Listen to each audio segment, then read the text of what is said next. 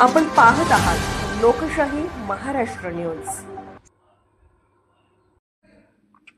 बच्चे सावर्डे येथे दुकान फोडून 63,000चा ऐवज लंपास। पन्हाळा तालुक्यातील बच्चे सावर्डे येथील ग्रामपंचायतीच्या गाळ्यातील श्री गणेश ज्वेलर्स या सोन्याच्या दुकानात चोरी झाली आहे। अज्ञात चोरट्यांनी दुकानाच्या छताचे सिमेंटचे पत्रे उचकटून आत प्रवेश करत तिजोरी फोडली आणि अंदाजे 63,000 रुपये किमतीचे दागिने लंपास केलेत। ही घटना शुक्रवारी उघडकीस आली।